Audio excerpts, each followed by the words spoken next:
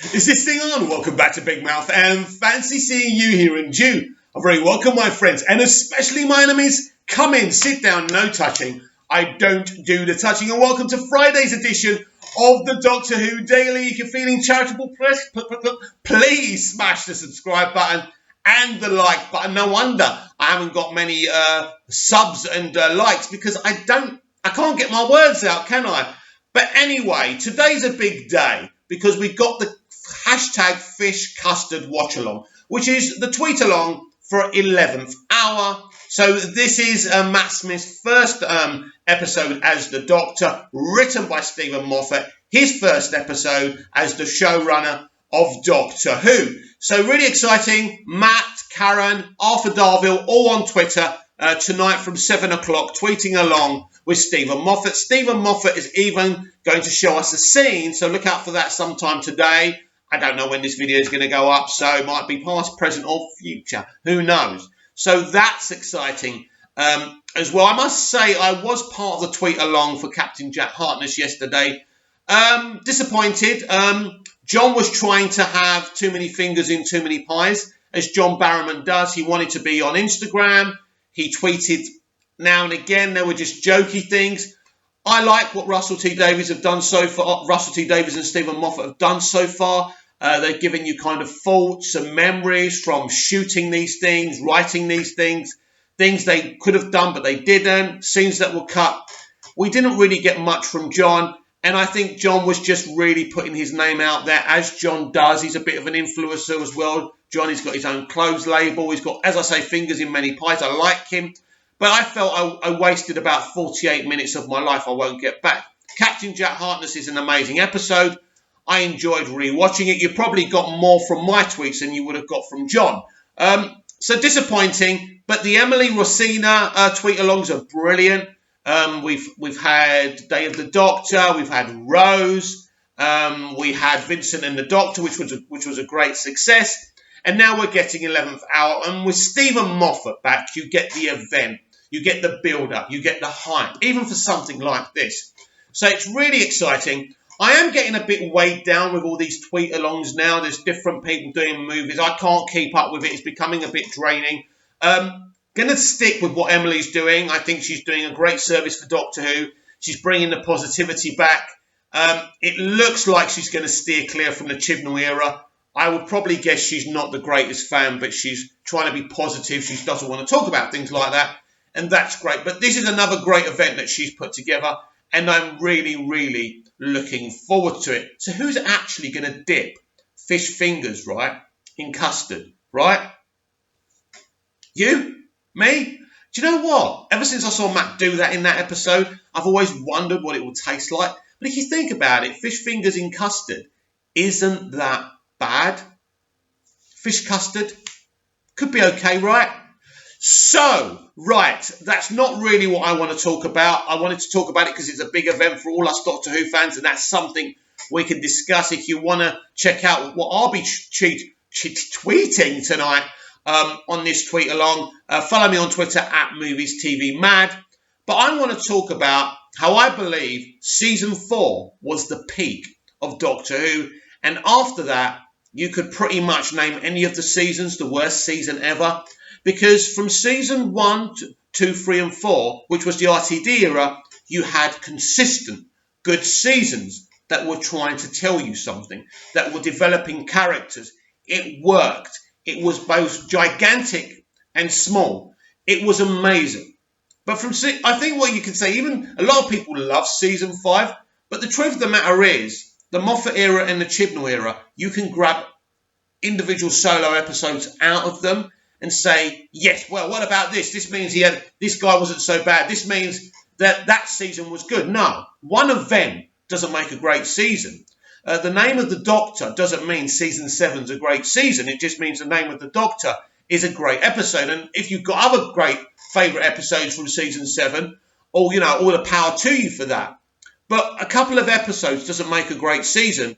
The name of the Doctor is a great episode. And ultimately, the reveal at the end is one of the greatest reveals in Doctor Who history. But still, it's a very average, mediocre season. And I mean, it's so disjointed with the Amy and Rory goodbye and with kind of the Impossible Girl. It was very disjointed. And that's the Moffat era. This is a guy with great ideas who can tell great stories and develop interesting characters. But as someone running a season of TV, they were always inconsistent and disjointed. Same with season 5, same with season 6, season 7, even a lower, 8, 9 and 10, it was all the same. They were all disjointed. And then you get to Chibnall. Chibnall hasn't made disjointed television. His idea of what great TV isn't my idea. Doctor Who looks better than it's ever looked. A lot of money's going into this. So surely they're getting a lot of money back. But ultimately, his characters are boring and underdeveloped. So Chibnall's era is boring. Moffat's era is very disjointed with many, many great episodes within those seasons, but not consistent seasons. And that's why I'm saying to you all, for me, my opinion, the peak was season 4. Basically, the peak is the end of time. After the end of time, everything's inconsistent and it becomes a big issue. I think it's only because Russell did such a fabulous job for 5 years that this show's limped on ever since. And I mean, Emily's watch-alongs are great and they've brought the positivity back, remembering all the great memories, because if you talk about one episode, you can pick out the great episodes, can't you? Without going through every season, right? So then if we go through Moffat's seasons, if we go through Chibnall's 2 seasons, it becomes to get a bit ugly, doesn't it? So I think what Russell T Davies did, because Russell T Davies is a genius, just watching Captain Jack Harkness last night, again, reminds me of the man's genius. You know, vote Saxon posters by the door of that hall before Tosh and Captain Jack go in there is amazing. The fact that Captain Jack literally is an echo of the Doctor. The Doctor has a fake name. Captain Jack took somebody's name. Maybe the Doctor took somebody's name as well. Maybe there was another Doctor he met. Who knows, right? We will never know that. But this is the genius of Russell T Davies. It's not just his 5 years on the show. It's the spin-offs. It's Sarah Jane and Torchwood. The whole package was a franchise that absolutely worked. Then he left. And instead of the BBC saying, right, he's built something special here, Stephen, we respect your ideas, but you must build upon what he created, not knock it down. We've discussed that before. And so after season 4 and after the end of time, we've got a big problem. The inconsistency. And it really hasn't been fixed. It's like the show's dug a deeper and deeper hole for itself. And that's a big problem. We want to love Doctor Who. We want to talk it up. But the truth is, no one at this point has got any chance of bettering what we had. Consistent, beautiful, emotional, compelling Doctor Who for its first 5 years after returning on TV. Doctor Who, the classics, were very cheaply made, right? Very cheaply made. And the concept was the thing that made people fall in love with it rather than the production values. But then Russell T Davies comes in. Russell T Davies and his production team were making a 45-minute movie every week. That's why there was arguments originally. That's why it turned a bit sour with Eccleston, because they didn't know how they were going to do it.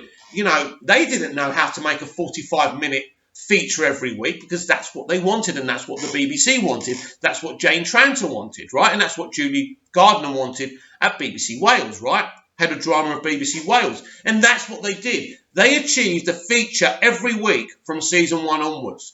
And in fact, even now, they're making a feature every week. But the problem is the content of those features, because from seasons 1 till the end of time, we've got epic Doctor Who feature films once a week for 13 weeks.